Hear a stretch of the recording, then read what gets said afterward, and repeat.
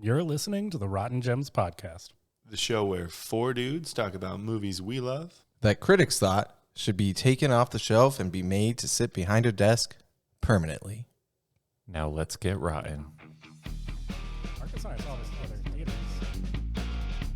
What do we always say? Let's get rotten. I think I'll read. The Rotten Gems. If you're still listening, whether it's on purpose or your dad gave you a phone that you could take as you went and followed a mediocre rock band around Europe, and on that phone he programmed two things: one, his own phone number, and two, a podcast of every episode, and you look down and you saw that podcast is Rotten Gems, and that's how you're listening to us, well, we thank you. Who exactly is we? I'm Keenan. I'm Marcus. I'm John.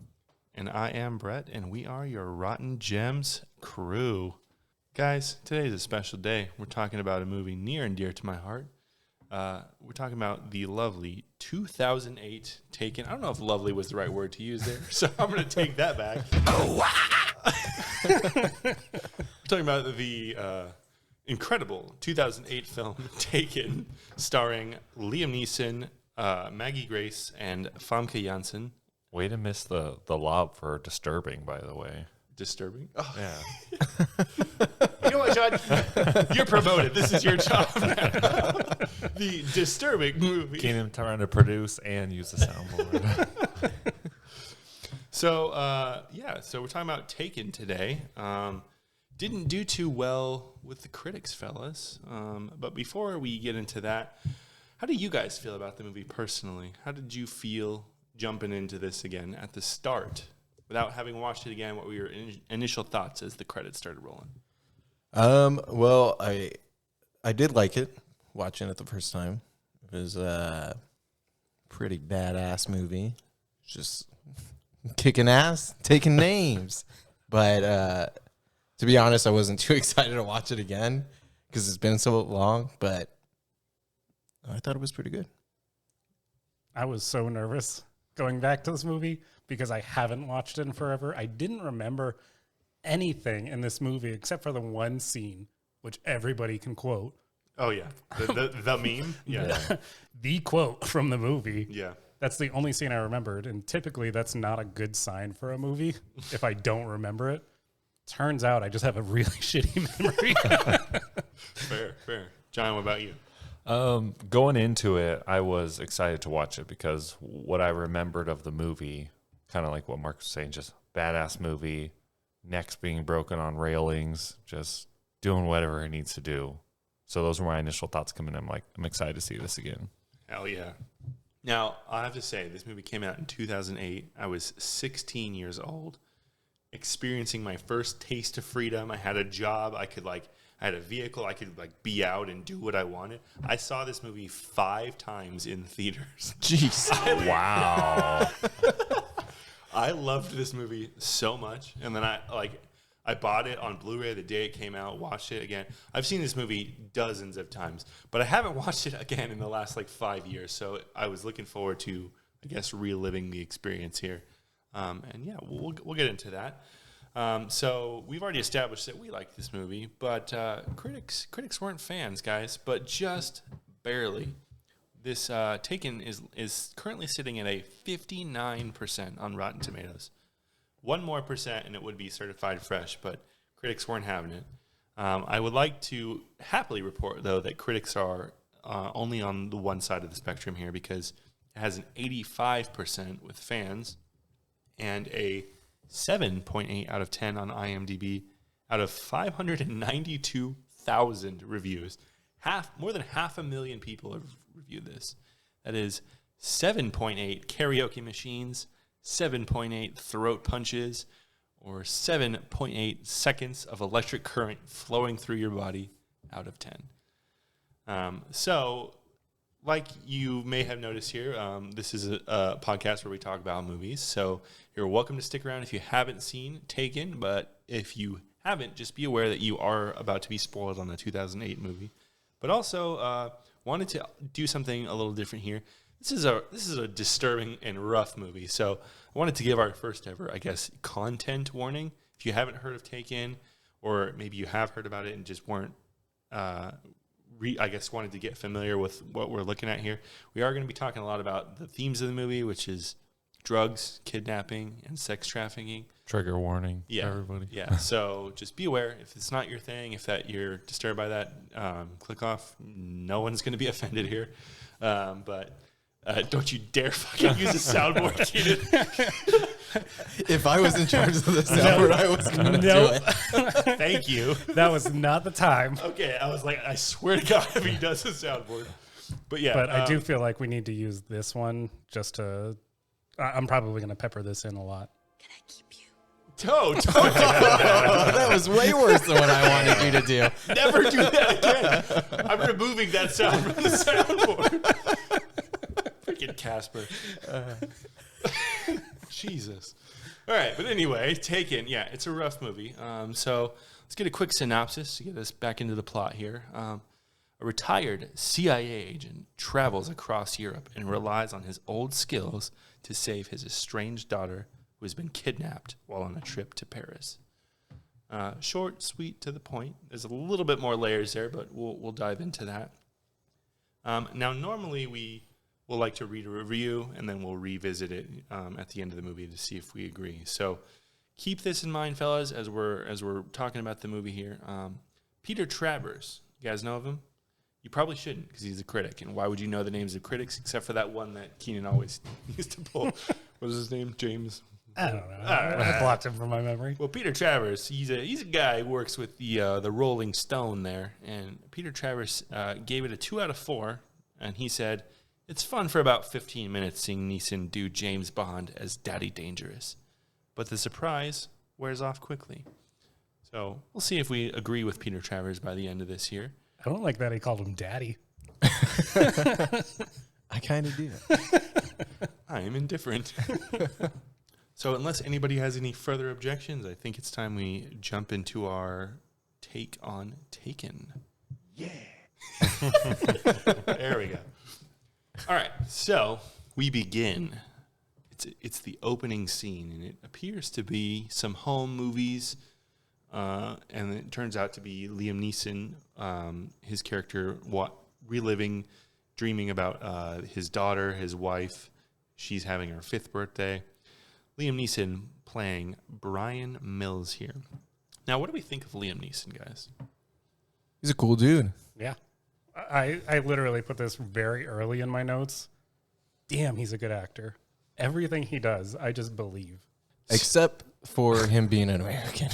I don't believe him being an American. But everything else is pretty cool.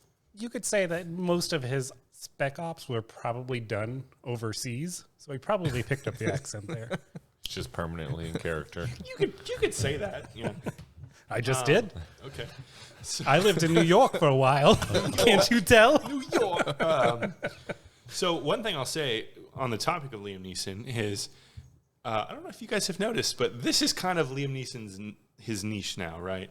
100%. For the last decade, you just take one Liam Neeson and you can plug him into, I don't know how many different movies or variations of that movie, but he plays this one role and he plays it very well. Taken was actually the first movie where he took on this new role playing, super spy. Originally, though, Liam Neeson, he fully expected this film to bomb. He said he read the script and he thought this was going to be a straight-to-DVD release. But, he signed on because he wanted to give himself an acting challenge and spend 4 months in Paris and learn karate. And he's like, yeah, this will be fun regardless of if the movie flops. So ironically, not only was the film a massive hit, but it created a new on-screen image for Neeson as an action hero. Well, you know what? I kind of understand why he would think that it would flop, because this kind of goes back to Keenan not being able to remember anything besides like the one line.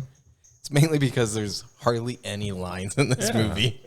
There's very little like dialogue. It's very simple. On paper, this would definitely be something you go, that's probably going to be a shit movie. But look how much it's paying.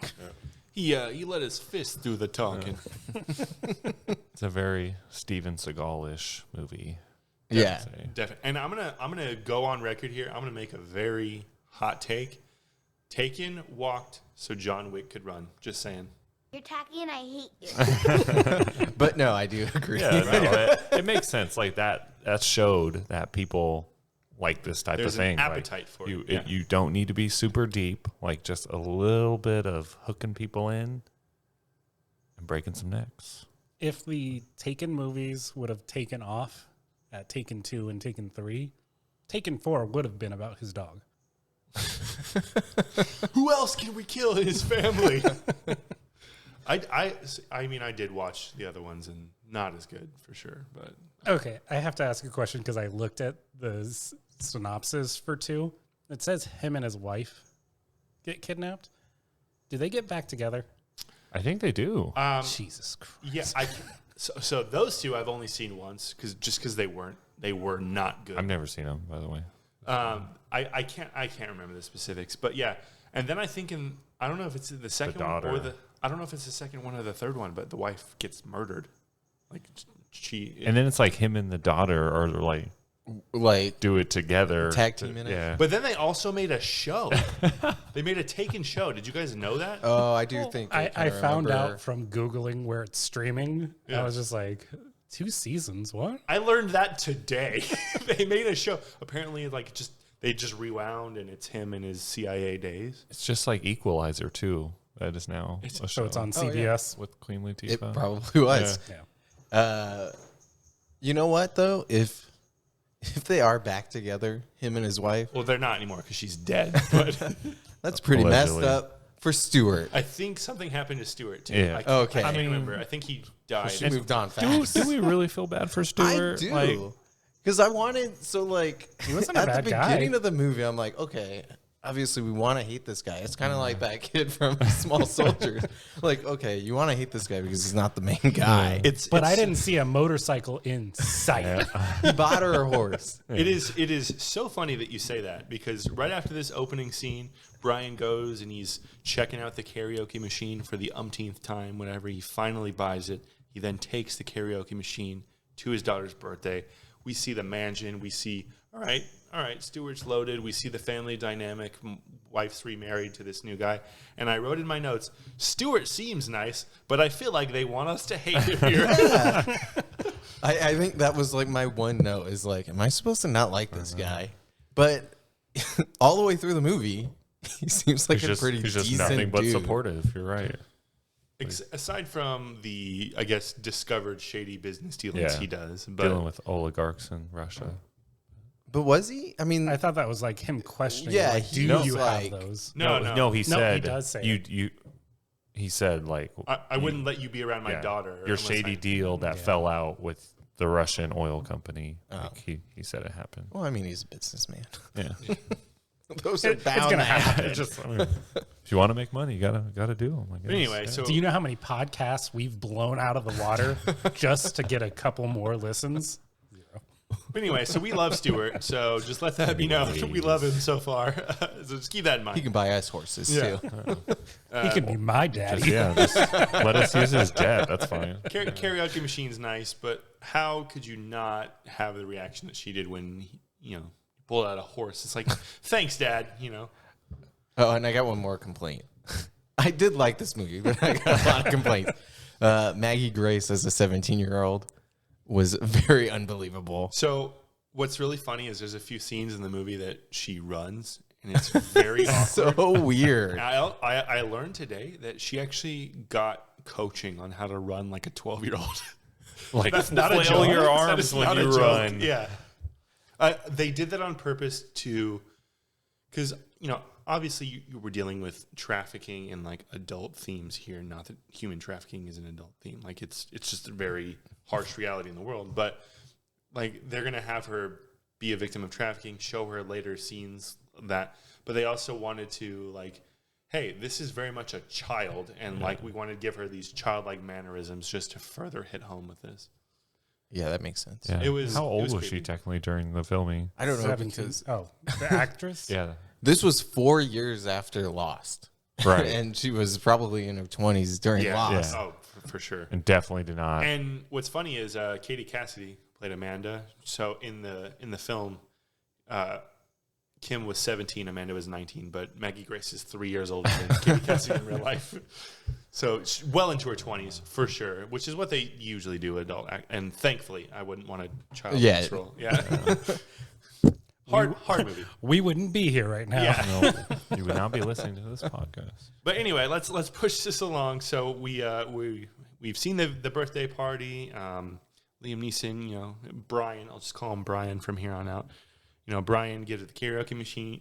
He's outshined by the horse, but he goes back home and it's dinner time with the boys. I'm gonna be honest. I did not remember who the boys were, so I was very surprised to see one of the boys that I recognized was John Grease. Was that Uncle Rico? Uncle Rico, but also Roger Workman from Lost. Oh, yeah, also in Lost. Oh, yeah. Did they just get the cast from Lost and bring it into this movie? Maybe Liam Neeson was a fan. Who isn't? Yeah, true. If you aren't, don't listen don't to this like podcast. Lost. Yeah. Well, listen to it, but Don't tell your audience not to listen. It's the number one rule of show business. Listen to us and watch listen to Lost. us twice. That'll show you. If you have a second device, go ahead and put that on, playing us while you're listening to us. We would greatly appreciate it. But yeah, so we find out just from the boys, coming over for some grilling time. We find out Brian is retired. So we find out, Kim is 17. Brian gave up a job. He gave up his life, I guess, to live closer to his daughter. And basically, at this dinner, they're just exchanging their war stories. And here, I think we get the opinion that Brian's a pretty good dad. We learned that he abandoned a job at one point to go home because he didn't want to miss Kim's birthday. But he seems like a pretty good father at this point. That's debatable. At this point. Yeah. Because I'm going to say he wasn't there a lot. We didn't know that just yet. But at this point, I'm like, okay, we like this guy. We hate Stewart. That's what the movie is telling us to think, right? Fuck Stewart. But the boys I'm just going to call them the boys throughout the whole time. The boys tell Brian of a job that they've got coming up, $2,500 for 4 hours, just guarding some what's her name singer, Shira. Babysitting. Cash cow. Yeah. Cash That's cow. the exact quote. Cash But cow. they just said $2,500 4 hours, but I was not sure if it was $2,500 each or total that they'd split. I was curious about that, too. Yeah. I assumed each, but it was never clearly stated. It's true. If you've ever done a security job and you are up to date on inflation rates, let us know in 2008. Does $2,500 split 4 ways sound reasonable, or is it more $2,500 a person? I don't know. She sold like 23 million records or something like that. Because if it is per person, that's $10,000 for one show. That seems like a lot. I don't know. Pennies when you sell that many records. I guess that's a good point. Yeah. So they're on security detail for Shira. They are there to transport her to and from the event. Brian hangs back in her dressing room while she's getting ready just to make sure everything's good, and he catches her singing. He says, "Wow, that sounds lovely. Hey, I know this isn't the right time, but my daughter wants to be a singer." It's not the right time, Brian. It's very inappropriate. That was the worst timing. She is on her way out the door. How long have One you of the been worst in here? parts of the movie, just right there. I actually physically cringed when he stops her when she's about to go do her job, and he's like, "Hey, me time." Just got herself pumped up to go in front of stage, in front of thousands of people, and he's like, "Hey, this isn't a good time. But Let's make this about me. can you help me with something?" Yeah. I know you probably have a show, but I did have a question I wanted to ask you if you're not in too much of a hurry. So if you could just stick around for a couple seconds, I just want to ask you for tips for my daughter. And like Stewart, where they make us try to hate this guy for doing nothing, she really doesn't say anything that mean to him. Yeah. And you're supposed to kind of like... I don't know. That was a little... So this could a little harsh. This could Little actually be snarky. it could be interpreted a couple ways, because when you find out why she said that, it makes sense. But just on the surface, he says, "Oh, my daughter wants to be a singer. You have any tips?" And she goes, "Yeah, tell her to pick another career." So that could be like, she's not going to make it. But we later find out she meant like, no, this is not as glamorous as it seems. Judging by those laughs, though, of her little crew, it was a dig. Yeah. Like she was being kind of. We're on to you, Pierre Morel, director of I'd be kind of annoyed by the person. They laughed at Liam. Right. Then it cuts to, it's during the show. Brian gets a call from Kim during the show. "Hey, let's do lunch tomorrow, Dad." Awesome. This is great news. He hasn't been around in Kim's life a lot, it seems, potentially. So lunch is great. But then cuts to after the show, and chaos ensues. Somehow, some backstage barrier gets knocked over or whatever, and fans are just rushing the place. Zombies. Yeah. Yeah. And there's just some dude waiting there with a knife. That was weird. Like, way ahead of the barricade. He was waiting there, right? Like, regardless if that barricade Assassin. fell. Yeah. My headcanon on that was he actually planned it. That's that what I was he thinking, opened too. the gate Oh, so okay. that she would have to fall back into his position and get stabbed. Which the second time I thought of that. I'm sure the screenwriters probably agreed with you.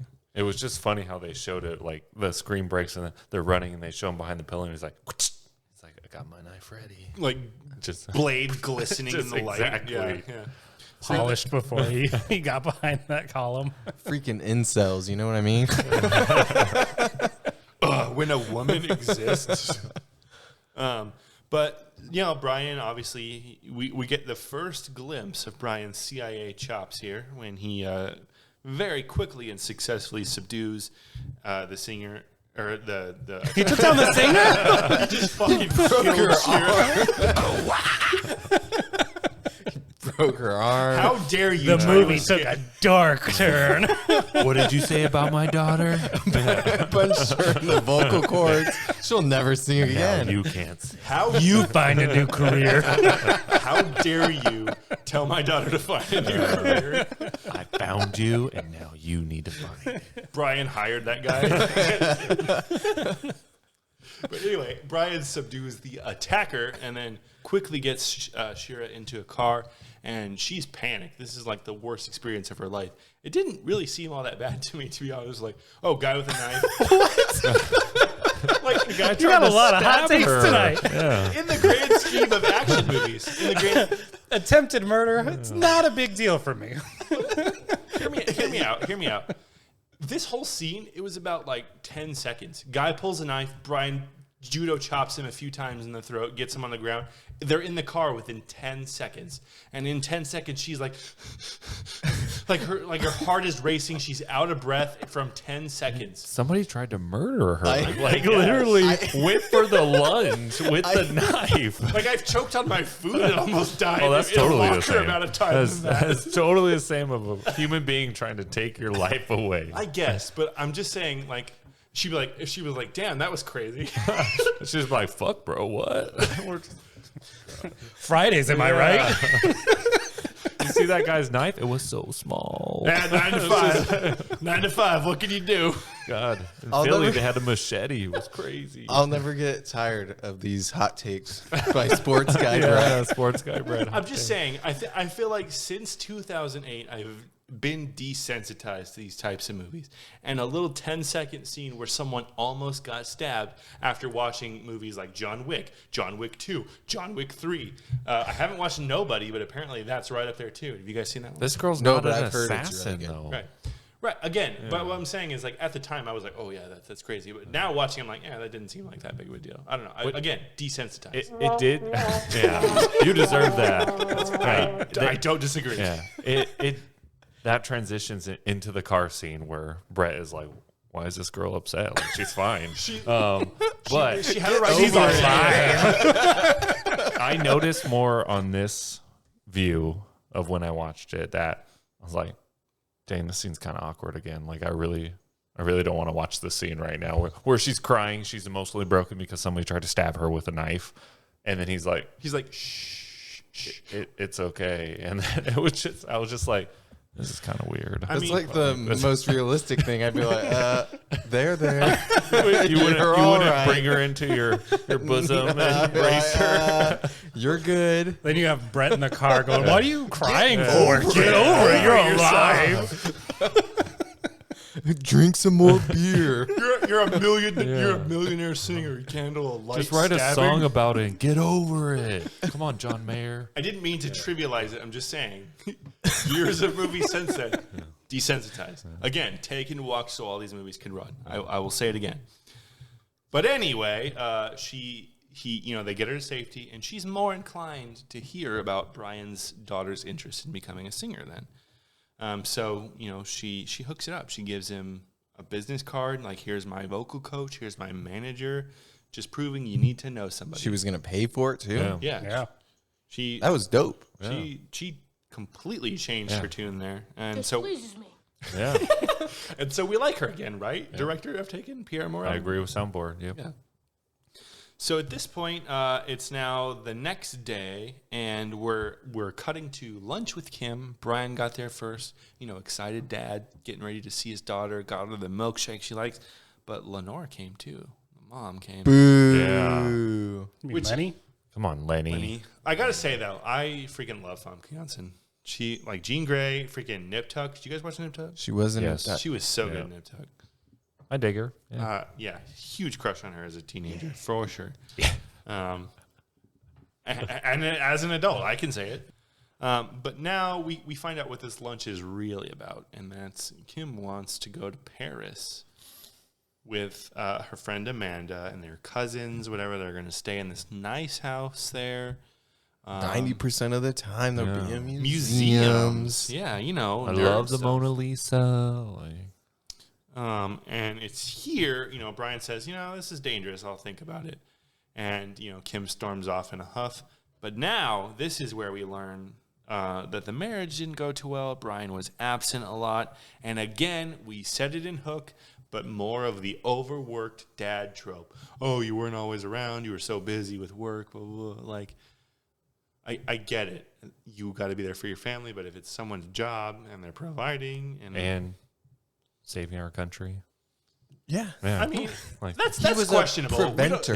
We don't really know Preventer. what he was doing. Saving, knows? Who knows? Right. So, Where democracy would Obviously, be he was now right if he this whole wasn't- time because she probably shouldn't have gone to Paris. Yeah. yeah.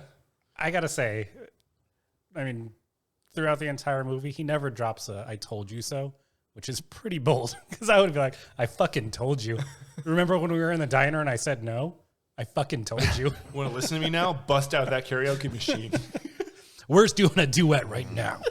Totally clips to the heart. Right now, you and me. I have like 3 notes. One of them was Stuart not being a bad guy or being a pretty good guy, And then the other one was, or one of them was, this is the ultimate told you so to your ex-wife. Right. Do you think they talked about that where they're like, we can't have him say it. Like, we have to keep him above it. I mean, they very much painted him as a hero the whole movie. And, like, that would not be a hero thing to do. Right. Well, up until a point. Then he just became... We'll get there. No, I'm saying... He's definitely a hero. Yeah, he's the hero. He should have said, I told you so. Well, here's your singing lessons. By the way, I fucking told you so. You gonna listen to me now? If you ever don't listen to me again, Dang, I why will did find his voice you. change like that? So Christian Bale. So it's the next day now, and That's what it feels like. Where are they? swear to me. so it's the next day now, and Brian shows up at the Stewart. I don't think they ever said his last name. The Stewart residence. Stewart. Dickbag Stewart. Last name Stewart. He's fine. He's a nice guy. Nice guy, Stuart. It's like Mario. Turns out his first name is Stu. His last name is Ert. Yeah. And I so wouldn't be surprised with that face. Brian is there with the signed papers. Gives Kim some conditions. Take this phone. Call me when you get there. Call me every night. Let me know if you're moving. Dad stuff. I don't think anybody can blame him at this point. To be honest, like He was right. Yeah. And worst case, you're overprotective, right? he even said, this is one part. I mean, when you rewatch this movie, these things come up. But when he was like, how about I go? And you're like, yes, go. Yeah. Please. Save her. And he's like, I'm really good at being invisible, like saying like I'm a badass, I work for the CIA, like you won't even know I'm there. Why didn't he just do that? I literally wrote that down. That is my complaint. It's like, bro, you could do that. They would never see you, and you would always watch them. Just as she gets on the plane, he's just like, bye, bye. Yep, this is my ticket. Yeah, and he John, you just ruined this movie for me. sorry, Because I never thought about that. Oh my god. Yeah. He should have done that. I'm like, you could do, like, especially everything you'll see in the movie that we're going to talk about, which is going to be amazing. So make sure you continue to listen, like, and subscribe, all that stuff. But you're like, you have the capability of not even getting caught. Like most people, they try that. Like, I'm sure when I'm a dad, I'll try that sometime and be like, bro, I see you're like 7 feet tall. You can't just sit there. You can't really hide in the crowd. And it's John. like, now I hate you, Dad. Like, You're wearing a fake mustache over your beard. I know it's you. They just have to go somewhere with palm trees. Yeah. Otherwise, you're screwed. but anyways, like that was just, I couldn't stop thinking of them. Like, you could have done this, and nobody would ever know. And he's literally retired. He had no other Did he have responsibilities. the money? That could be That's the true. reason why. Yeah, He just got he could have he figured just it got out. paid Yeah. How much is a ticket? $2,500. He could have maybe blackmailed Stewart into it too. Like, hey, I know some shit. I don't know if Lenny knows it. Like, let me get the black card. Like, you give me the jet. Yeah, you could just be like, I've seen things across seas. I don't feel safe if you give me $20,000, $30,000, $40,000. We'll be set. A year. Bottom line, though, he should have just done that and not asked her for permission. Just gone. Yeah. Worst case, she sees him. I'm already here. Sorry. Cool. But yeah, Whatever. that was just like burned in my brain. Totally agree, for sure. Sorry, Marcus. Last it wasn't Spider-Man. Last condition, though, was that Brian got to be the one to take her to the airport. So Brian takes her to the airport.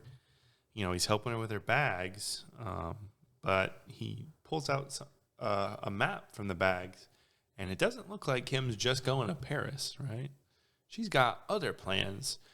She is apparently traveling to multiple places all across Europe, and we find out from Lenore that they're traveling international sensation U2. The band that decided that everybody in the world needs to hear their music and just instantly loaded it onto your iTunes for free.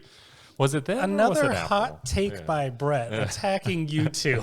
No, I'm with Brett. I'm on with this Brett one. on I'm this. sorry. I was Thank like- you. Besides adding it on iTunes, No, I'm not Everything a before fan that? of you two. Yeah. Couldn't get rid of it. There were so many. And I hate you. I had an iPod at the time, It was and just there. it just synced up automatically. I did not want U2 on my iPod. I did get rid of it. Hola. But I actually went on my phone recently, and it's back on there. I don't. The audacity of British rock band U2. You know it's not them though. Come on. They didn't choose to do. They Come had on. they had to They sign were the off on that. commercials. They were. Do you think U2 had to be consulted that, hey, this girl that gets No. kidnapped and sex trafficked, the reason that happened is because she's following you around? So this was my last Maybe the guy note felt of it the out. movie. I was like, even in 2008, I don't think teenage girls were really into U2. That did not seem like the right time for them. I'm going to be honest. How is anyone into U2? Yeah, I'm not a big U2 fan at all. I'm sorry, I have 2 ears connected to a heart. Connected to a U as well. Anyway, wasn't a fan of that. Pick another band. Any other band. Another to be honest. deception. Right. Another deception. The Just, Beatles. That would have been better. they could not have followed them in. Beatles cover band. Yeah. It's actually spelled with like 2 E's instead of the A. They really messed The up. Bells. But, Brian elects not to say anything. They're already here. Lets Kim go have her fun. Snaps a quick picture of them one last time. Kim and Amanda. They're on the plane and they're off to Paris. Don't let them go. Shouldn't have done that, bud. Shouldn't have done that. So the girls, Amanda and Kim, they arrive in Paris now, and they're instantly excited. And I don't blame them at all. They're like hella excited to be in a new country. The freedom. I did an internship in Chicago. I didn't even live with my parents, but the amount of freedom I felt when I stepped off that plane in another state with nobody in my family there, it's freeing. I get it. I can't even imagine what that'd be like in another country. But they're taking pictures of each other, and they're approached by this guy, Basically, that's what he's there for. You know? Mr. Peter there says, "Oh, let me take a picture with you, but with a French accent. I'm not going to attempt it." Marcus will. These cabs are expensive.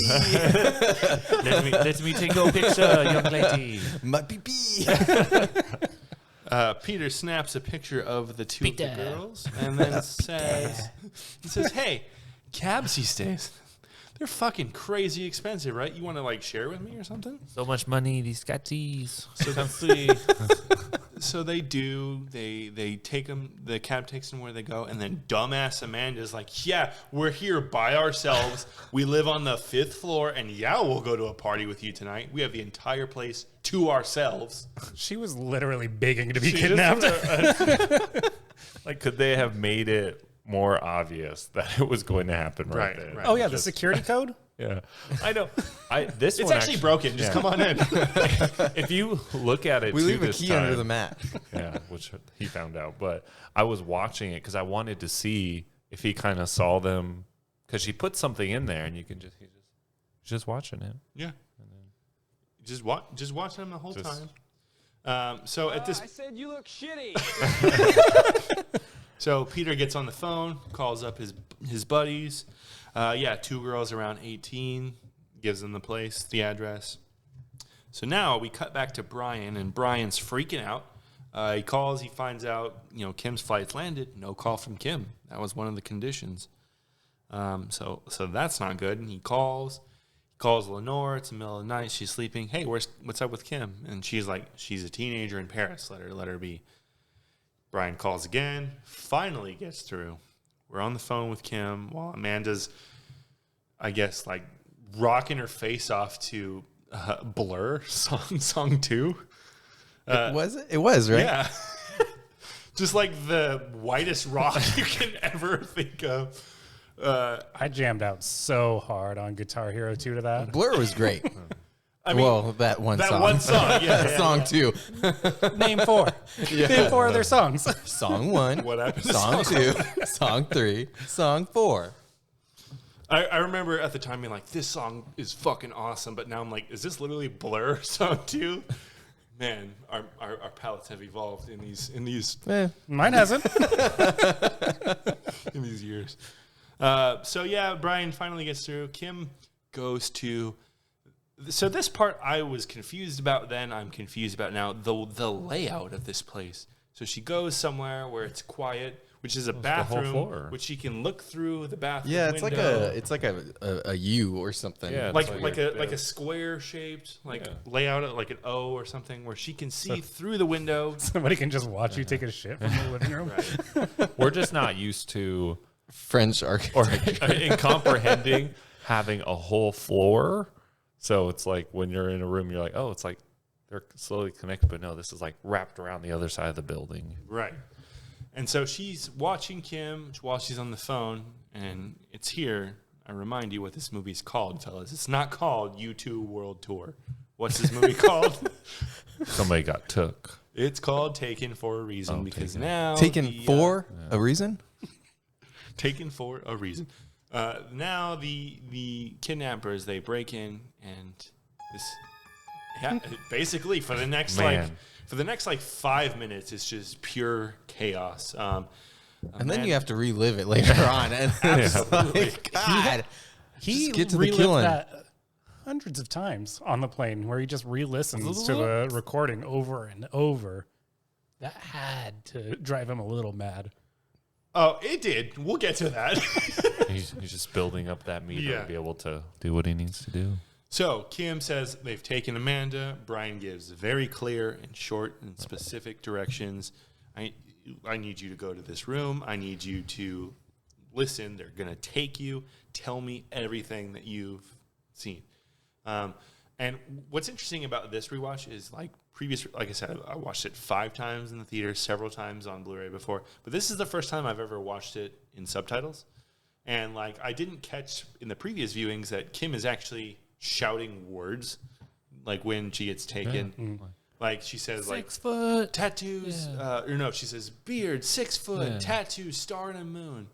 And I didn't catch any of that in And she's any fighting. previous. Yeah, I just heard screaming, which understandable, right? I just previously thought he's like, hey, say everything you're hearing, and she just screamed. And I'm like, okay, well, that makes sense, because what else would you do in that situation? Which shout out to her for I know. for one. Staying calm. Yeah. I mean, he went right into like, boom, serious mode. Like, all right, we're done talking about anything else. Listen exactly what I'm saying. And then she listened, did exactly what he said, calmed herself. And then during that moment when she got dragged out by her feet from a random Albanian man, and she did exactly what was necessary. And she said 6 foot, and they probably don't understand feet there. So they didn't know. That's true. Yeah. It's just, They didn't realize she was describing them. this is not metric. I don't know. Oh, he was Albanian. How tall is he in meters? Yeah. This is not metric. No metric. Russian and Yeah. Albanian, it's all the same. So Kim hides under the bed. Guys come in. They're speaking a foreign language. We don't yet know it's Albanian. Well, we but- do because of the subtitles. Yeah. Because I also watched it in subtitles. Speaking Albanian. I guess we find out very soon after that. But everything seems copacetic. Everything's good. And then she gets yanked out of the bed. Kidnapper picks up the phone. And here we have delivered, which is my favorite monologue in cinematic history. And that's Liam Neeson's speech. Cue the soundboard. Oh, we don't have a soundboard for the entire monologue. He just gets on the phone. Yep. Yep, that was it. Direct quote. Just ask him how he's doing. Hey, how are you doing? Here you have my daughter. Give her back, Talk to me. please. If All right. you- Listen, I told her not to go. Let's just let this be a lesson moment. Just help me out. Bygones be bygones. Help me out. Did it bug you when he does this monologue? It doesn't seem like he gives a shit about Amanda. I was going to say, you can have Amanda, leave her. Oh, 100%. I'm going to be honest. Does he give a shit about Amanda? No, probably. Yeah. Especially right now, he's probably pissed off. He just found out that She lied? about Yeah. her cousins. Those cousins are in Spain. They're not even here. Right. Yeah. Amanda's not the most trustworthy of the bunch here. So we basically, I will find you. I will kill you. Good luck. And so Brian is on the move. He's instantly in the car, calls up one of the boys. He says, hey, analyze this footage. Because at some point, during that call, Brian goes in full CIA mode and starts recording the conversation. Gets it over to one of the guys to analyze. Goes to Kim's house with Lenore and Stewart. Looks through all of her stuff for any clues. Gets the analysis back. And we find out a lot from Sam here from the analysis. We learn the language is Albanian. The dialect is specific to a region called Tripoia. Guy speaking, they even got his name was Marco. Yeah. Like Where he comes from. I where have he no probably- idea about the possibility of all this. I was just like, damn, that's crazy. They could find that, but also it's a movie, so you could just write that they could find anything.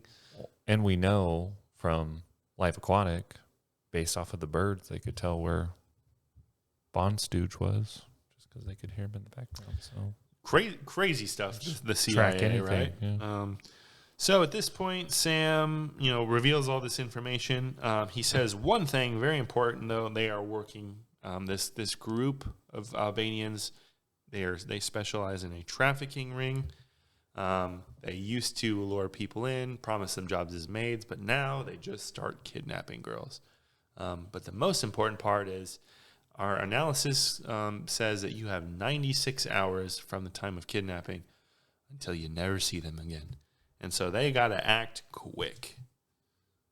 And so now Brian, at Lenore and Stewart's place, says, Stewart, I know you're a shady son of a bitch. You got some connections across seas. Get me a plane. Be easy on him, okay? For all we know, he did have probably like 15 motorcycles in his garage, so he's probably a piece of shit. Yeah. why didn't Stewart also maybe have security with him or something. God, John, stop ruining this movie for me. We have him in the nicest Just saying. hotels for this whole tour. It would be very easy to place security there By without them knowing. themselves. Yeah. Anyways, lots of missteps. plot holes so far. over. Yeah. Okay. That's a plot hole in one. Yeah. There you go.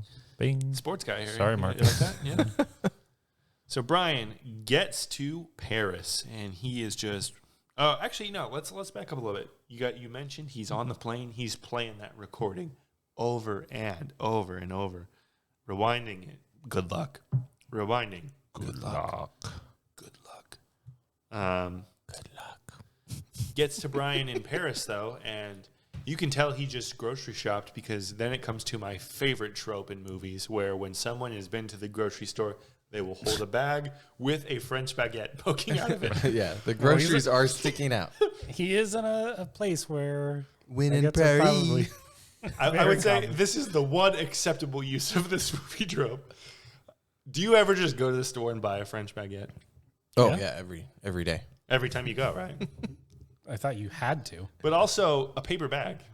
Those aren't very common, are they? I mean, Oh, if yeah. you hate the environment. Which I do. Apparently every So grocery store, much. apparently every grocery store I go to hates the environment. I would think paper bags are probably better for the environment. I think you are correct. No. I don't know the science behind it, but no.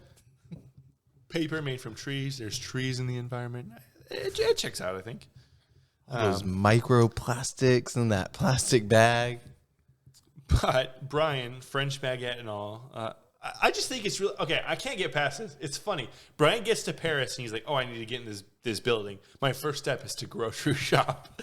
So he gets there and he goes to a grocery store, gets several things. He's like, "Yeah, the baguette, that'll do."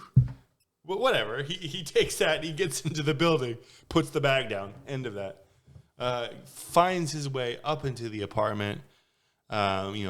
Breaks a window in the process, and he's just retracing Kim's steps at this point. He Why couldn't he just go through the front door of it? 'Cause Well, I imagine it was they- locked. He tried it, right? It's kind of like New York apartments where you have to be buzzed up or have a key. No, I mean like into the actual apartment He itself. got into the complex, you could say, but he tried the door and The kidnappers But- lock locked. as they it leave. was That's what I was it gonna was say. locked. How did the kidnappers get in? Did mean- they bust the door down? Probably. I mean, Blur song 2 is playing really Yeah, loud. They And probably that's what I picked a mean. lock or So- something but why would they relock it? just to make it. Keep up Yeah, appearances. yeah. Instead of having the door wide open with everything broken in the apartment. Regardless, Brian gets in. Yeah. Whether he walked through the front door and broke a window, Just he's in seems there. unnecessary. He retraces Kim's steps. He sees the window that she was talking to He him sees from. everything. Everything. One thing I did note this time is he notices like there's a broken mirror and there's like a strand of hair coming. So he like takes that and pockets it. Was there any payoff on that hair? I was going to ask that too because I What? had no idea what he grabbed that for. Yeah, I forgot about that. And once you started mentioning it, I was like, yeah, they don't. I'm sure he was going to do something with it. Maybe his friend that comes later on. Maybe he there was thinking, maybe there was A a deleted deleted scene. scene. Yeah. Where he's torturing the guy in the chair and he's just like, I got to make sure before I kill this Let guy. me check. Yep, it's a match. But the runtime was already at an hour and 30 minutes, and they didn't want to extend it any bit. I'm glad. Yeah. Yeah, it's nice to see an hour and 30-minute movie every now and then. But most importantly, Brian finds Kim's smashed phone, but specifically the SD card from that phone, where he goes to a printer stand and he's flipping through her photos. And what's he see on those photos, guys? Which I'm sure we all thought this. Enhance. Enhanced, but amazing machine like that he was able to just on the street somewhere or in a shopping mall, wherever he was, just put this in and be able to enhance, zoom, move around the photo. I was blown away by it. And ID. Yeah, just facial recognition, please. Dad. Current location? Oh, man, this machine's great. Right? The airport still. So we get a little glimpse of Peter in the reflection of a phone, a payphone, which, what are those, right? A payphone in Paris when he took the picture of the girls. Look at that. It's all tying together. So then it cuts back to Mr. Peter himself sitting at the airport watches as another blonde, teenage-looking woman walks by, signals to a friend, and goes outside to the cab line, and he delivers a very familiar line. Hey, these cabs in Paris are so fucking expensive, right? You wanna share? Did you kind of notice when he looked at him? He gave kind of oh man, I gotta do this. Do it again. Look. So I was gonna say too. I was like, so this movie wants me to hate Stewart, but it almost seems like they want you to sympathize with Peter. Humanize him, right? When he's like, oh, I don't like doing this. I just have to. Yeah, Pays the bills. I'm sure Peter has a nice redemption arc in the second half of the movie. Oh, yeah, right? for sure. They double down on him a little bit too, trying to humanize him later on. Yeah, no, Peter, he turns out to be a great guy, did they just flatten out all of the inconsistencies with his character? Fatality. Yeah, basically. So Brian interrupts this next trafficking attempt and basically is like, hey, the two American girls, where are they? She starts beating the shit out of this guy in the cab. And I love that the taxi driver's like, I don't want anything to do with this, and takes off and runs away. I thought when he was being pulled out of the cab, I thought it was the taxi driver that just went around and grabbed him by the feet and pulled him out. Yeah. Yeah, and then the taxi driver comes back with the cops, as one would actually do. Justified. But Peter has booked it down the highway, freeway, whatever it is. With there. his lungs filling with blood, if you caught that little bit of line. Yeah, and he's favoring his ribs there. He's got his hand, but Brian jacks the cab, goes all the way up the lane. Peter jumps off the bridge onto a truck. Doesn't make it too far before he is flattened. I'm surprised Liam Neeson didn't do the same jump. Yeah. It seemed like he is very capable of doing it. And Peter just did it, and he just had broken looked at him. ribs. Yeah, and he looked at him. The truck was still there, and it looked like a soft landing on Yeah, the truck too. like It was the truck was padded. yeah, something. But this whole scene, when you watch it over and over again, you're just like, it's just a little weird. Like, it's funny. Like, it's honestly fun how he stops and he just looks, and you're like, okay, got away, and then just gone. Now this part actually kind of bothered me too, because the guy who pulled him out of the cab was the co-worker, I guess, of this. The spotter for the spotter. And then the look on Brian's face when Peter gets flattened, like, oh, well, there goes that lead. What about the guy that was his partner? Maybe he's Go like, back. I can't go back. The police are there. Maybe he's like, Oh, that might be. Potentially, I guess. I don't know. But yeah, so And that guy probably left. That guy definitely he's like, got I'm not away. going back after that guy. Right. Beat the shit out of me. at this point, as a viewer, you're like, what does Brian do now? And then it cuts to some random French-looking guy that we've never seen. And he's walking, and we see Jean-Claude Pitrel. We see Inspector. Brian is kind of spying on him from a cafe, and we follow him. And basically, we learn that they've worked together in the past. It's always a little unclear about what Brian has done in the past, probably by design. And I'm guessing that's where the show picks up. If you've seen the show and you like it, let us know. Tell if it's any good or not. But I don't plan on watching it, especially given the fact that it's already canceled. It went 2 whole seasons. But anyway, so guy from his past, Jean-Claude Pitrel, tells him, hey, yeah, you want to find the lead, you should find the spotter. He goes, oh, no, I found he's dead. You found him that way? And so we basically learn that Brian, he's no holds barred while he's here. There's nothing this guy won't do to find his daughter. But Jean-Claude does give him a little bit of a tip. We've had some Albanians come in here, and they've started a trafficking business. This is where you could go, and that is the lead. Take my card. I sit behind a desk now. I sit behind a desk. That's what this guy's one role. I can't help you. I know. I sit behind a desk. What does that mean, man? It also bugs me, the police know about him, about this group, but they're not doing anything about it. Well, they explain that later on, it makes sense. Yeah, I'm with you at this point, but later on, it makes sense. You also get the feeling too, and he's like, there was a little bit of and now there's just so many. It's like we can't do anything about it now. It got out of We hand. messed up in the beginning. We should have. I was also, one thing I was very apprehensive about going into this movie is I don't remember how they portrayed. They essentially made an entire like an entire country of people the enemy for this movie, right? So I was like, all right, this is going to be a pretty xenophobic movie. I didn't think that. I didn't think that either. It's just I think that's where they came from. These people, like these specific, Right. organized crime almost. You basically, yeah. I did think I don't want to go to Paris. Well, it's so funny you say that because Liam Neeson himself, like The man himself. he stated several times in interviews that the biggest misunderstanding that people seem to take away from this movie is that Europe, and France in particular, is a place where like young people are at high risk for being abducted by traffickers. He said several times that several American parents have like thanked him after the movie for warning them of the dangers, saying they wouldn't let their kids go to Paris anymore. And Neeson always says he takes the time to explain, like, no, this is a highly exaggerated film. But also, is it? I mean, it doesn't seem that exaggerated. It really I'll be doesn't. honest. I mean, granted, I don't know what I'll be honest, 16-year-old me paid zero attention to what the human trafficking landscape was like in the year 2008. The airport scene. Let me retract a little bit. The airport scene does not seem too exaggerated. I could see that happening for some people. Like the setup? Like they see them, random person finds out where you are. Like that all seems very realistic.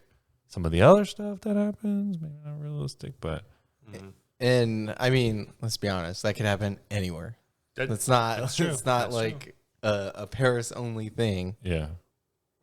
Very true. Good job defending the French, Marcus. Good job. Yeah. They won't defend themselves. Alley-oop. And the dunk. But Jean-Claude sends Brian on his way with his lead, but he's having him followed as well. So we'll see what happens to that. It cuts to this weird random guy waiting at the intersection. Brian pulls up next to him. Says, "Are you Gregor?" Gregor gets in the car. I love Gregor. I'm just gonna say it right away. Gregor's a champ in this movie. Gregor is a champ. Yeah, I hope he's in the show too somehow. Is Gregor on the show? Tell us if you've watched it. But Gregor basically is the Albanian to English translator that Brian hires. On Craigslist or something like that. Like, It's unclear, but Gregor is very, very confused about this entire undertaking. Gregor is usually paid by the hour. Brian's like, all right, cool, here's payment for 10 hours. He's like, what are we doing? Not important. And he keeps asking him what we're doing. What are we doing here? Don't worry about it. You don't want to know. You don't want to know. at that point, you're like, this is definitely illegal. Whatever we're doing, I'm out of here. So Brian gets out of the car, walks up to the part of town where they have a bunch of prostitutes, walks us up to the one, and he's just, yard sailing it up. Oh, can I get a deal? Like if I pay for, this, will you like tickle my balls a little? Package deal. Is there a discount? And How he's does it like, work? oh, I always like take my time when I'm buying things, and then instantly I think back to the karaoke machine, and I'm like, I can't remember why he's doing this. Like, is this actually him, like, interested in the product, and he's just not acting at this point? Is this the one that Beyonce uses? The prostitute, not the karaoke machine. I really liked that whole interaction during this. Like, I thoroughly enjoyed it this watch. I just thought it was so funny because it tied back to those things, and he just did it so well. Yeah, looking back, I feel like every line of dialogue in this movie, which there weren't a whole lot, was made with intent for some future setup or payoff or whatnot. But the whole point of this exchange was Brian was to, I guess, waste the time of the prostitutes so that the handlers, pimps, whatever you want to call them, notice that, hey, this guy's taking up our time. Gets out and tries to go rough Brian up. But what's Brian do? Quick thinking Brian here. He planned for this. Bugs him. Batman bug on your Bugs collar. him. Puts a little bug on the guy's collar. Goes back to the car. Hey, Gregor, remember what I hired you to do? Translate? Now translate. Mastermind Gregor doesn't know why he's translating here, but we learn about a little bit of a hiccup in the business here at the construction site. Some of the merchandise, said with quotes, is giving them some trouble. And that's all he needs. So Gregor worked for about 20 minutes, and he got paid for 10 hours. Absolute champ. Just like me. Your employer doesn't listen. So you have problems with me telling workers to seize the means of production, but you'll come out here and openly admit. By the way, this is Brett talking right now. Okay? All right. Just making sure we're on the same page. He also stops Gregor and says, "Hey, I asked you for an Albanian to English dictionary. Did you bring it?" Gregor says, "Yeah, of course." Gives it to him, and Brian takes off, wondering what that was about. I pocketed that. And Brian goes to this construction site. He has a lead, goes there, and we see, he works his way in, and we see a very disheartening place right here, right? I don't know what to call this place. A hotel, a brothel, like a makeshift little setup. I'm not Disgusting. Yeah, I don't know. I don't know what to call this. It's just Just it's an awful horrible. place. Yeah. But to fully describe what the scene is it appears to be just a big room, but there's a bunch of blankets hung up on like clotheslines or Curtains, something yeah. to basically give the illusion of multiple rooms. Each of these rooms has like a little hand drawn like Number. 1, 2, 3, like signifying the room numbers. And Brian starts peeking in a few of them, and we see some girls in not the best state here. He peeks in on one. She's very clearly sick. She's sweaty. He sees the needle marks in her arm. She's gesturing, like very strainingly, like, "All right, come on in." Which, if everybody doesn't remember, which his friend that's part of the guys group told him that they specialize in getting people addicted to drugs and then sex trafficking. Yeah, and at this point, I just have to say I was very glad this movie was PG-13 because that could have been a whole lot worse than it was. Yeah. Like I remember at 16 years old in the theater, this part made me very uncomfortable, and still Even more. as an adult, Yeah, just even more The so. gesturing in, you're Yeah. like, all right, we'll move on. It's rough even for a PG-13 movie. So I feel like they got the point across there, and it could have been worse. Thankfully, it wasn't. But Brian's checking the rooms. He sees a familiar jacket. Right before Kim got on the plane, he snapped a picture of him and Amanda, and we get a little memory flash recall of Kim wearing this jacket that is seen in the corner of the room. He goes in there, he beats the shit out of whatever client is in there right now, asks the girl about the jacket. He says, "Where did you get this jacket?" And all she can say is, "I'm good." I'm good. Which, again, such an uncomfortable scene. And, like, again, as an adult, even more uncomfortable. I feel like, I've been desensitized a lot to the action scenes in this movie, but the rest of this movie is just, like, awful, right? Yeah. This is the beginning, too, of the "is it her" shot. Yeah, like yeah. You'll That see that a happens lot. a lot You'll in see this that a movie. It really lot. does. So we see the back of this girl with, long brown hair, and we think, "Oh, is this Kim?" Turns around, it's not Kim. So at this point, Brian's disrupted the business. The Albanians come in. "Hey, what's going on?" Chaos ensues. Gunfight. Before the gunfight starts, though, he chokes out a guy, and I couldn't help but laugh a little, thinking that the sounds he's making while he's being choked out probably just fits well with his hair. They're like, yeah, that's common here. I can tell you, I did not think that, but I wish I would have, because that was probably really funny. Someone choking? Oh, yeah, no. That sounds like Bob. Oh, you're right, That actually. Yeah. Gunfight ensues, ends in a crazy high-speed chase. Brian grabs the girl, takes her on, puts her in the backseat of the car. He's in a chase, but she stays asleep the whole time. And more importantly, what did he do when he put her in the back seat? They clearly made sure to focus on this. He covered her. Seatbelt. He seatbelted He her in. seatbelted her. He Yep. covered it up. I got to say, Wear your seatbelt, people. another hot take here. You know, we've got, depending on who you are, what time period, Ryan Gosling has been deemed like the internet's boyfriend, right? Sometimes. Now I think that role is Oscar Isaac, the internet's boyfriend. I'm just going to say it. Liam Neeson, the internet's dad. Call him daddy. I would just feel safe in this man's presence. He put her in the back seat gently, and then he buckled her up before he covered her up. In true dad fashion, he's like, hey, shit's about to go down. Put your seatbelt on. Did you go potty before we left? Good. Let's go. Brian. All she said back was, I'm good. And he's like, all right, then. All right. That's all you have to say. Apparently she's good. Brian takes off on this construction site, getting chased by all sorts of guys. Craziness happens. You know, he loses some of them. Destroys a building. All the way up. It was a trailer, Marcus. all the way up to the very last guy. You know, Brian is going through the construction site, makes a swift turn at the very end, and the guy behind him didn't get a chance to, and goes smack first into some machinery. Now Fatality. yeah, that dude was decapitated, right? Oh, By a bulldozer. Absolutely. He's not going to be in Taken 2.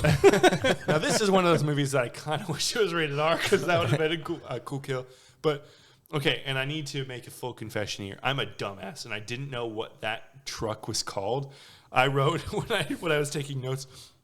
I was like, it's not a dump truck, right? Dump truck is on the back. I wrote, dude crashes into backwards dump truck. Some quick Googling and a article that leads me to construction machinery identification for children. It's a bulldozer. Yeah, I have to watch Blippi every day, so I know. So, dude crashes into a bulldozer, not a backwards dump truck. Another thing for this scene that stood out to me on this one was his driving right when he gets in with those gasoline or oil barrels or something. Like he just perfectly planned. Just perfectly planned like figure eights to one, hit the barrels, they spin, spark, and then another one. I don't remember. What did he hit for the trash can a fire or something? yeah. Yeah, just a 50 gallon. And I was just like, all right, now we're getting a little crazy. Yeah, Brian visits a brothel and the whole place ends up in flames. Yeah. That sounds about right. So now it cuts to John Claude, and he's on the phone with the guy. John Claude. I do want to go back because this is something that bugs me in a lot of action movies. So I hate gunfights. Nobody lands a shot ever. Like they are like using automatic weapons. And all he's behind is the passenger door. Doesn't get hit once. They're stormtroopers in that Yeah. scene. Like they are in this whole movie, honestly. Yeah, I'm pretty sure those bullets would go right through that door. They even And his leg. They even make, if you look at those bullet holes in that Jeep, like they look like they go through. Like, and you're just like, all right, right. I mean, there's no stronger armor than plot armor. It's like Pulp Fiction, right? When Samuel Jackson and John Travolta are getting shot at, and then they like look down, and they're like, "What?" Like nothing hits them. Hey, whatever happened to Marvin in that movie? I don't know. Fatality. So now John Claude is on the phone with some guy we find out is the guy following Brian. He said he's going to try to lose you, and then sure enough, a second later, Brian makes an evasive maneuver, drives by, gives him the old finger. One of my favorite scenes. Yeah. That was great. It was just a meme. He's just perfectly just flipping him off. So Brian loses the tail, switches cars, steals another one, hot wires it, goes and rents a hotel room. And again, another buddy. America's dad setting up an IV for this girl, making sure she's got some fluids going into her arm, and he's taking care of her. He's doing the most. And I appreciate that they show him like exhausted. Like when he's setting it up, he's like human. Wiping his face and stuff, and he's like, concentrating because I gotta imagine he's not sleeping at all. Well, it's funny because now he actually like nestles into the chair and he's like, oh wow, he's like actually gonna sleep, and this is the first time he's slept in a while. But that is very quickly interrupted because John Claude calls him. He wants to meet. Basically, Jean Claude's not too happy with Brian's activity since he's been here. He wants to send him home. Other people wanted him in jail, but they work together. They have some sort of unspoken history. The desk above his desk. The desk above his desk. So Jean-Claude is willing to look past the 7 dead bodies and the 3 in the hospital at this point, and just send him home. Brian has other ideas, gives him a big FU. That's not enough dead bodies It's not. for what they're dealing with. And it was a trailer, not a building. He's doing their job. He's doing the police's job. Well, this is why we need more vigilantes in the world. I'm stating it here. Well, we'll get to the If why my they're name mad at him isn't too. Brett. Yeah. I mean, the Boondock Saints, what are they but vigilantes, right? We've been there, guys. But now the girl that Brian has been nursing back to health, she wakes up very confused. So, Brian shows her a picture of Kim. Hey, where did you get this jacket? You have this jacket. Where's the jacket? And we learned that she was cold, and Kim gave it to her at the house. Cold and she clothed her. What's that from? Pineapple Express.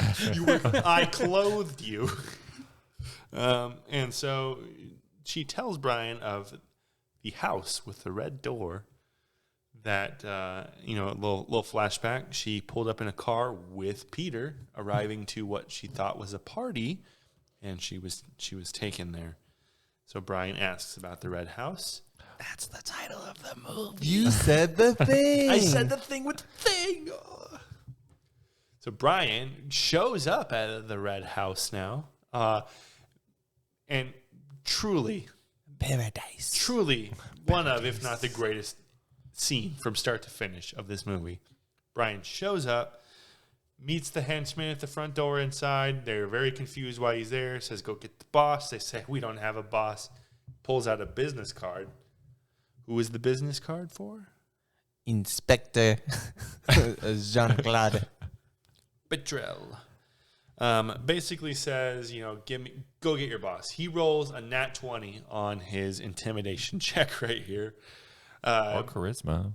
Either way. And so the guy goes up the stairs, talks to somebody, comes down, and says, do you have a weapon? He says, you're holding it. Talking about the business card. That was a badass line, by the way. He was not wrong. Yeah. That's for sure.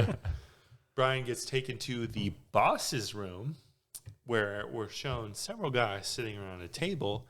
They've all got tattoos on their hands. And a lot of them have beards.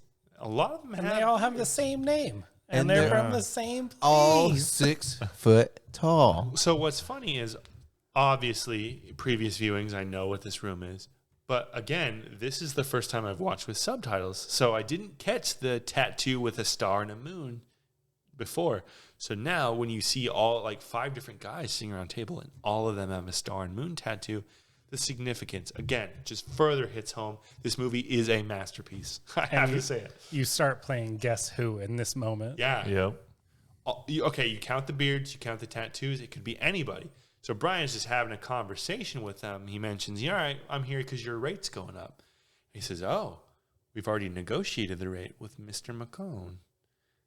That is why the police don't shut them down, because the police are in on it. And that's why they want to move him back to the United States. Because you're Brian's- going to mess up He our is business. disrupting some shit going on. So now Brian, just has this conversation. He's trying to be friendly, but also intimidating. He starts talking to all of them, right? And all of them start talking, except for one. One has not said a single word this whole time. So after the whole rate negotiation debacle is out of the way, Brian pulls out a slip of paper from his pocket, which he was previously seen writing on while translating from his English to Albanian dictionary. He hands the paper to the guy who has not spoken. He says, hey, a friend gave this to me earlier. It's Albanian. You mind translating?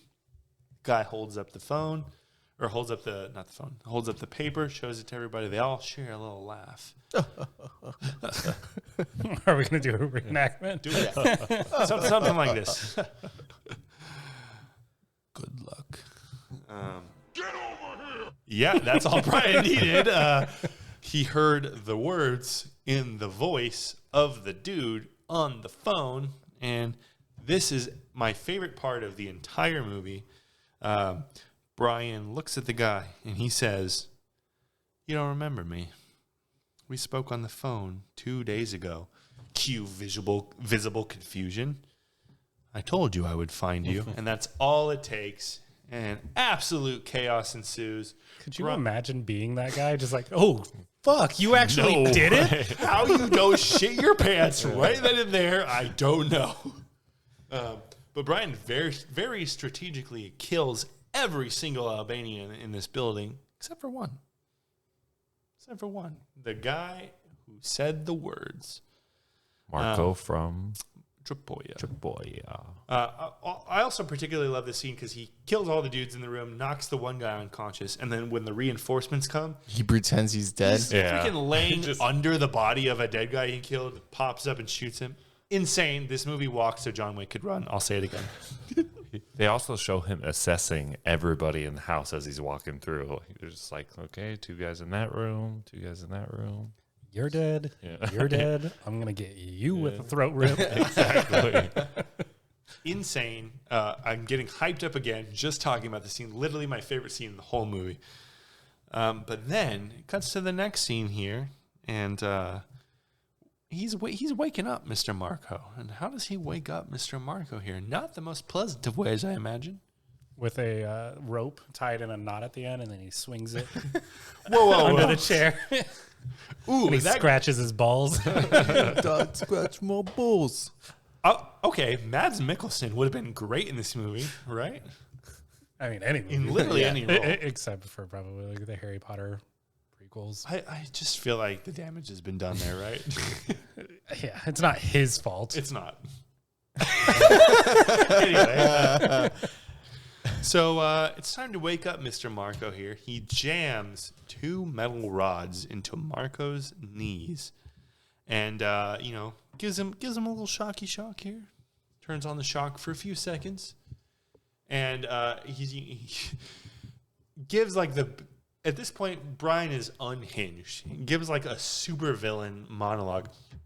It's beginning with, "No, we used to outsource these kind of things." And I remember, again, saw this movie 5 times in the theater. Every single time I watched this movie, it was a packed theater because I watched it like when it came out.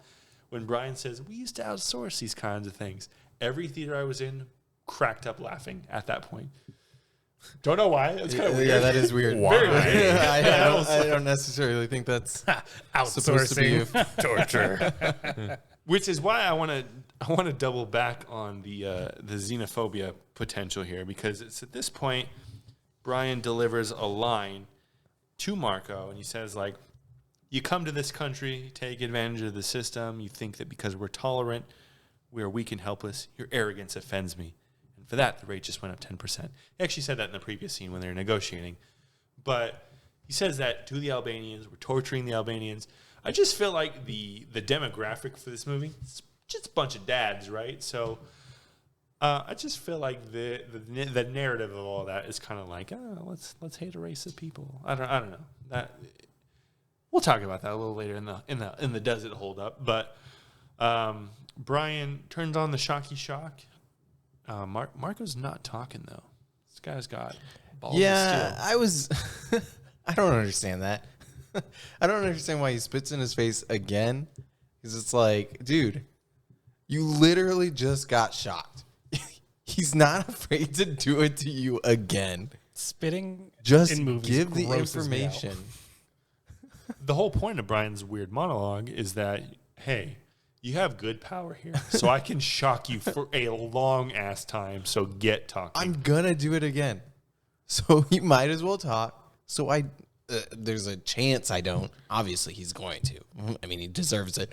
But it's like, what is your thinking in spitting at him again? You're not proving anything. There's one realistic torture scene, and I think it's in Deadpool 2 when Cable picks up Weasel, and he throws him on the couch. And he's just like, "You don't have to do anything. I'll tell you everything you want." Oh yeah. I remember what you're talking about. Yeah. Yeah, Marco at first doesn't give in, but very, very quickly starts telling him what he needs to know. And it's that they don't have Kim. They, in fact, sold her to somebody else named Patrice Sinclair. Somewhere else. And Brian goes to turn on the shock again, and Marco is just begging him, no, please, please. And Brian says, I believe you. It's just not going to save you. And turns on the power, and he's out of there. Fatality. Essentially, yes. We assume. Yeah. So, yeah, Marco, we can only assume is electrocuted at this point, right? Yeah. Yeah. There's no way he's Coming out of that. And that's got to be the worst way But to then go. again, Because that's I not haven't immediate. seen Taken 2. I was That's just going to true. say, I do remember Dang, does in he come Taken 2, back? in Taken 2, Brian is fighting essentially the rest of the Albanians of this group of people that, of this one particular sect of them. I don't think Marco of Tripolia made a resurgence, but who knows? Turns into Electro. Maybe we'll get an El Camino type movie and see where Marco is these days, But Brian has a lead now. He has a name, but he has no idea with what to do with that name. So Brian then goes to his old pal Jean-Claude Petrel's house. But we don't know that Brian's there first because the first glimpse of this we see is Jean-Claude getting home from work, holding a single baguette. just one. Not a grocery bag, just one. I actually laughed when I saw him walk in the front door holding a loaf of bread, like a baguette. But again, it's not in like a bag or anything. He's just literally just French things. Just- Like, So raw dog and handling the baguette. I don't know if you've ever been to the mall, like as it's closing and Cinnabon's closing, and they just leave the extra cinnamon rolls out. Is that a thing that happens? Yeah, we got like a bunch of free We ones. took like I think. 3 boxes. What? Yeah. But it's the same out there. They just leave their extra baguettes out, and they're not going to use them, so might as well just leave them out for people to grab. I'm sorry, I haven't listened to anything you just said because Cinema leaves their cinnamon rolls out? What? What time is it? I doubt they do that anymore, though. We're going to wrap I don't this know, they up. were in a box. We got places to be. I bet like every location tries not to have any extra at the night, Yeah. but I mean it's going to happen, and they're not going to sell them tomorrow, At and QT, unless the employees want them. I saw at QT they throw away the donuts. They sell the donuts for like, I saw a 50 guy cents or straight just something. putting them in a trash can. well, I mean, after a while, you can't eat them. Yeah. I have a name. Brett was the trash can. He caught me. But Jean-Claude returns home. His wife is like, "Oh, we have a guest for dinner. Go tuck your kids in and let's have dinner." We find out that Brian is there. So Jean-Claude goes and tucks his kids in, makes a pit stop back from the living room to the bathroom where he gets his concealed gun from under the bathroom sink. The lowest part of the bathroom when you have kids just in a cabinet with no lock on it. We have children. It's not up high. It's down low where the kids can get it. It's a great spot. We have Damn, chil- John, you're just tearing this movie apart. We have children who are a single-digit height. Well, I guess everyone is, unless you're 10 feet tall, That was just a new thought again. I was like, 3 feet why tall. would he have it there? To be fair, I guess it was like tucked up in the sink. Kids are weird. They would probably. Not everybody can touch the ceiling, John. True.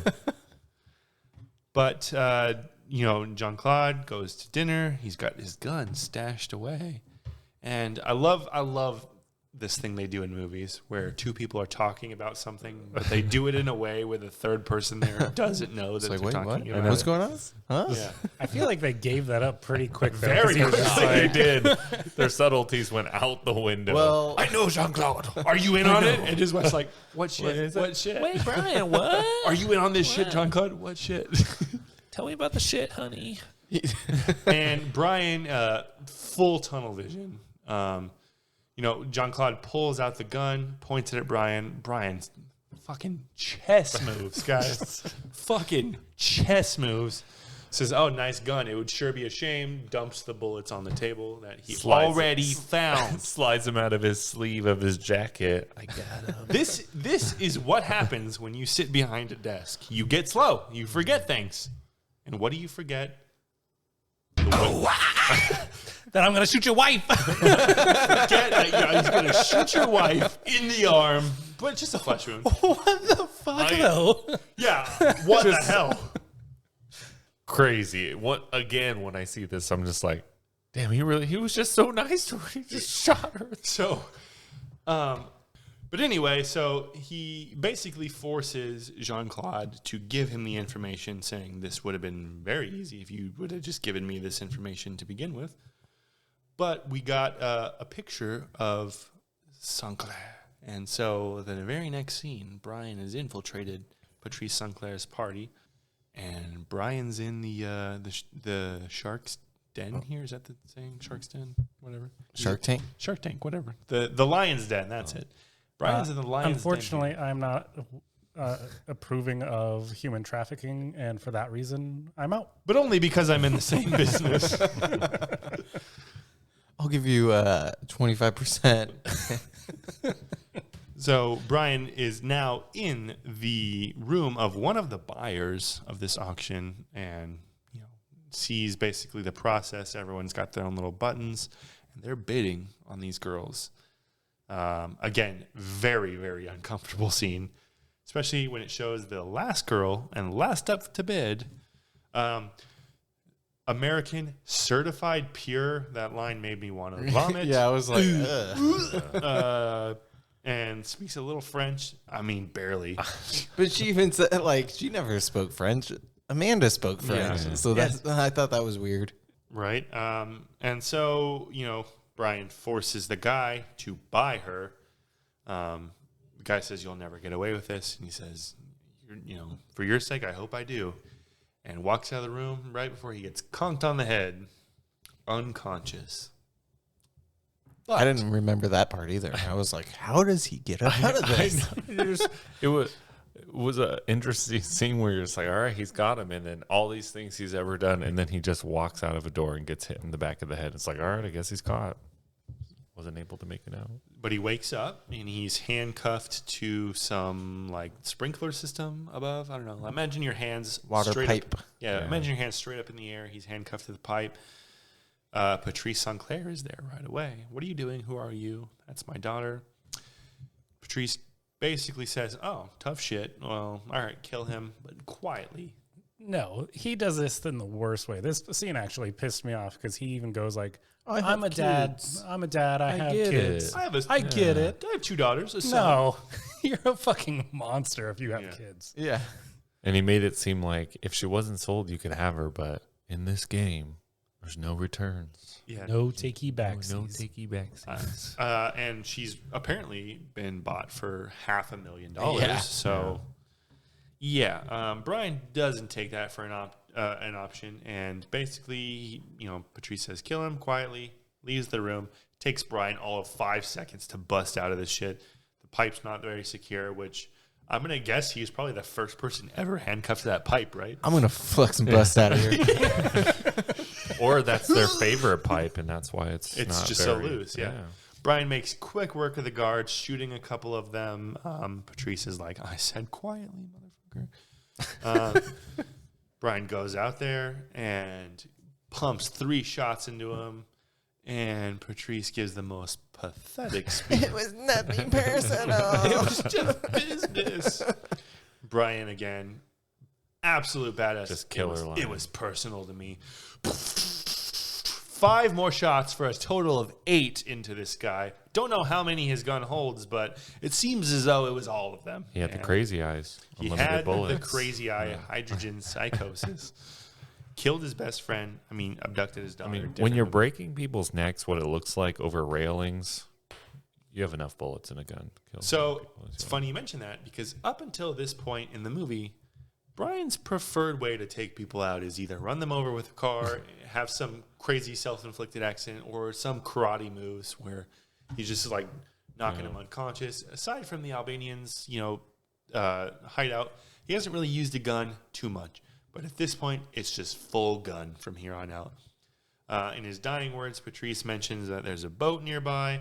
Brian takes out a guy, steals a car, makes his way to a bridge, jumps onto the boat, starts taking the guns from people, fires it until it's empty, takes another gun, I think he switched guns like 3 times during this whole fight. And once again, these guys can't hit anything. Like in that once. He got clipped a couple times, didn't he? Well, it was the very last He only guy. got clipped at the very last time. And The boss henchman. one scene Yeah. too, he's in When he's on the boat. one of that rooms, and a guy walks in with like an MP5 or something like that, and they show his back. Brian's back is to the guy, and the guy walks in and he starts shooting, and they show Brian like slowly turn and then just like get behind the couch as the guy is just fully unloading automatic. He's like, oh, it's good. None of them hit me. So yeah, Brian takes that gun, kills everybody. I think he does take that kills the last henchman who's got the curved knife. The curved knife, that's a little harder to disarm. It puts up a struggle, but ultimately wins, and then goes into the sheik's room, who we can only assume obviously is the ultimate buyer, where he's holding, a weapon up to Kim. And what were you gonna say? We can negotiate. Yeah. So what's funny is I remember from previous viewings that Kim didn't realize it was her dad until after he was dead, right? But he walks in and like there's an exchange for like maybe 30 seconds. So in my head I'm like, how does Kim not recognize it's her dad the whole time? She has her eyes closed the entire scene. Just like, I don't know what's happening. Don't touch me, old man. That wasn't the part that bugged me about this scene. So earlier on the boat, there's 3 women that they bring into the guy's room. Yeah. Where are the other two? Yeah, where are the other 2? And how did he know that she was his daughter? Because the henchman just The said, henchman it's the did girl's say- dad. Yeah. Which girl? Yeah, good point. Good Well, point. no, he knew which girl because That was the henchman that was buying. So like the lead But head. did he point it out? Like we had trouble with this one. Yeah. But also, so this also brings up another point. Brian forced this guy to buy her for $500,000. The guy's not there to collect the payment because he's dead. What happens to all that money? They have Kim, so did they have to relinquish payment? I don't know the complex systems of human trafficking. Sure was electronically thankfully. transferred right away. Right. But it didn't seem like too much of a big deal to this sheik, because the only words out of his mouth are, we can negotiate, before he gets a Right when bullet you to the head. hesitate. Kim is finally reunited with her long-lost dad. She says, you came back for me? Of course I did. I told you I would. Ultimate Not dad. I told you so. I told you I would. Ultimate dad. Even though it should have been I told you yeah. so. And I'm going to say it right here. I realized myself unclenching my butthole for the first time in like an hour at this point. Sigh of relief. But now Kim is safe and it's all happy from here. We cut back to L.A. Stuart helps Brian with his bag. Brian's in a sling. Good guy. Good guy. Good guy, Stuart. He even follows it up with Brian. If there's anything you need. And Brian says, I've got everything I need. Incredible. Oh, wait. Actually, if you could just transfer a couple million to my account. You look like you're well off. And maybe divorce your wife so that she can marry me again. So I can be happy Maybe again. never talk to my family ever again. But continue to pay us. Yes. And then the movie ends with Brian and Kim, presumably later, obviously, because they looked fine and in good health, ringing a doorbell. But who is the doorbell? Who does the doorbell belong to? Door opens, and it's none other than Shira herself. Shira. Ready to take on Maggie as a Dumb name. client? I don't know, but Supposed to be like Shakira. Shira says, Shira. Shira says, so I hear you want to be a singer. And both of them together, I do. She does. It's like, all right, Brian, you've had your moment. Let her speak now. And they walk in, ride off into the sunset. But with that is taken. So we got to ask an important question here, fellas, and does that movie hold up? This movie was made in 2008. Does it hold up in 2022? What do we think? How do I put this? Hell yeah. I'm going to be honest. I'm going to be a little different on this one. I don't think it holds up anymore. Why? just because I feel like it gets you in the beginning of like the action, and it's like, look at this, and hopefully you ignore all this other stuff, and it just doesn't. There's not a lot of substance to it. Is what I was really getting from this viewing of it for me this time. Like, I don't know how many times in this movie something's happening and it's like fade to black. All right, this episode is over. On to the next episode of now I'm in this apartment. Like that happened multiple times, and I noticed it this time more just because I wasn't as hyped about the fighting and this like a multiple thing now that I've seen this. So I don't think it stands up anymore. Like, it's good for what it is, but it's not as good as I thought it was previously. Hot take, sports guy. What's up? Okay, so I would say I'm like right in the middle of like Keenan and John.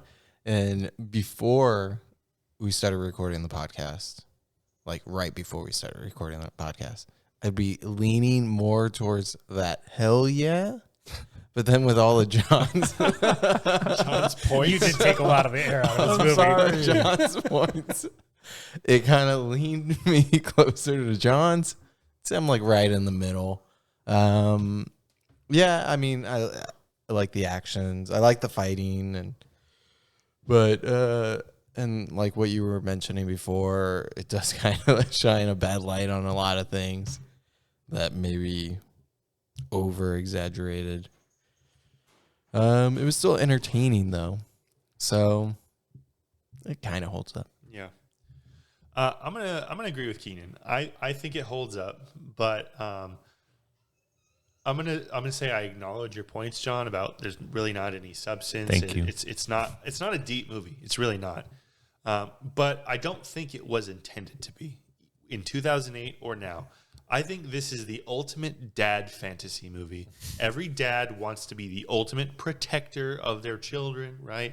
I'm not a father, but I could watch this with the cap of a dad on where you're like, if that was my kids, I could do that, right?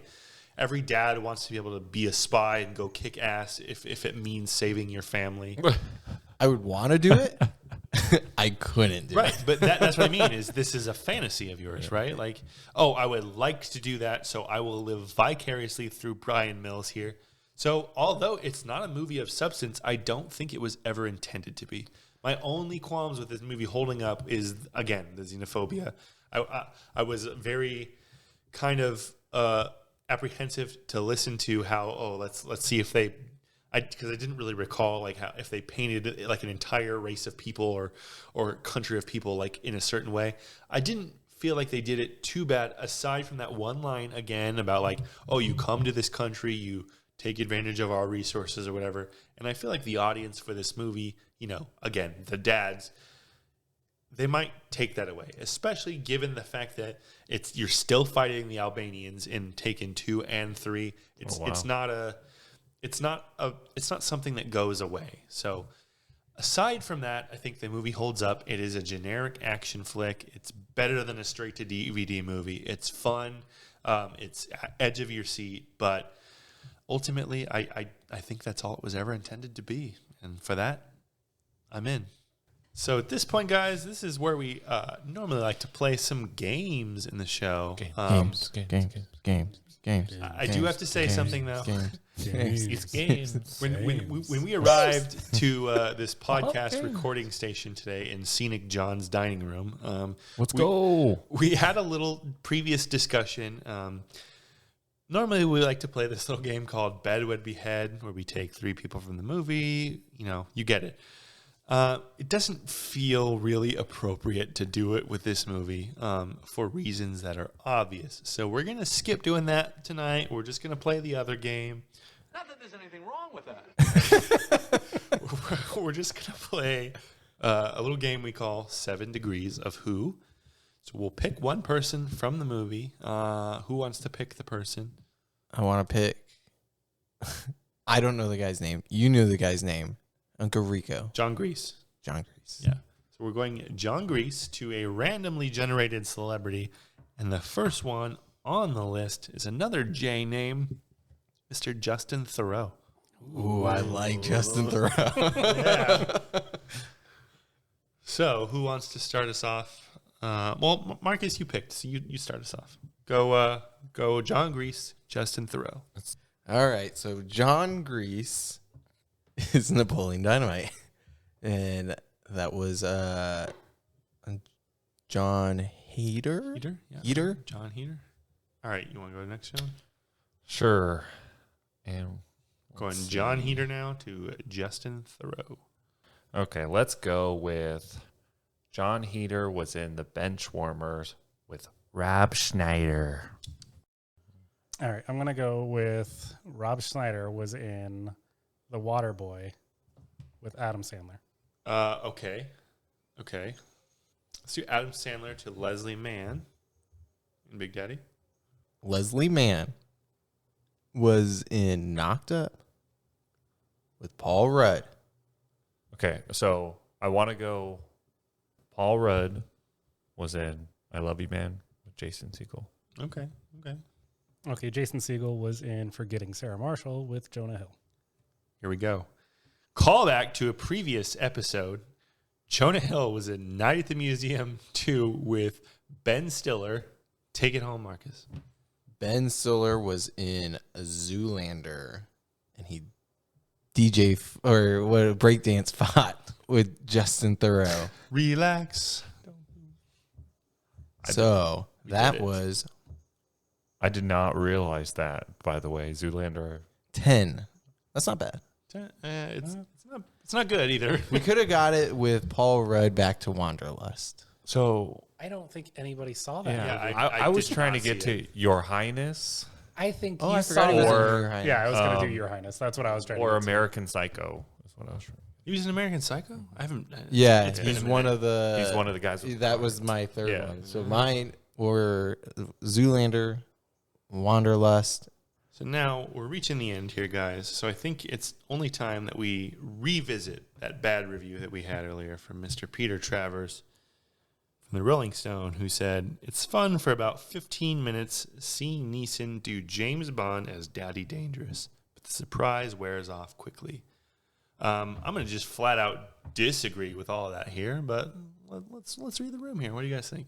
Well, and what does he mean? Like the surprise wears out quickly I because think he's saying it got old pretty Yeah. quickly. I don't agree. Little At did all. Peter Travers know that for the next decade, movies exactly like this, but up in scale, are being made. So He's I think so pissed right now. he sees John Wick and he's like, "Ugh." Punch in the air right now. God damn it, these fucking movies. Yeah, I don't know. Anything else, John? What do you think? I mean, I get what he's saying for it. That's kind of where it's the same exact thing over and over in the movie, but I don't think it deserved that harsh of a critic for it. I agree. Now, normally at this point, we try to find like a quote in the movie that sums up the whole thing. Again, this movie's not that deep. There's not really one quote, unless I just pulled from the monologue, which you'll all know it. So instead, I'm just going to make a bold claim about the movie, and that all of everything that happened in the movie is entirely the fault of the band U2. You're tacky and I hate you. Exactly. So if you listen to U2, I'm sorry, but don't get kidnapped. So that's our advice. Jeez. That's our professional advice. That's Brett's advice. For you too. Yeah. But with that being said, that was Taken. It again scored a 59% on Rotten Tomatoes. Yes, critics believe that this movie is only 1% better than Michael Bay's Transformers, which is the first time we've ever got to say that. But I think it's much better. I don't know. Sound off. Let us know in the comments. We are on YouTube, Spotify, Apple Podcasts, wherever you get your podcasts. We have a feature on Spotify now where you can comment on there, leave a comment on the video. We're also on TikTok. If you haven't got a chance to see those, we just make kind of little funny wrestling videos with the characters from the episodes here, just some clips. Go check us out. One spot to find all of our links, just go to linktree.com/rottengems. Join us next time when we talk about MacGruber, starring Will Forte. Just tell me what you want me to fuck. Yes. Yes. If you haven't seen that movie, please. It's so funny. But until then, what do we always say, fellas? Thank you to this week's sponsor, the Paris Office of Tourism. Not a sponsor. We have to legally say that. Can I keep you? Oh, God. Can I keep you? Oh, God. No. Make it stop. Can I keep you?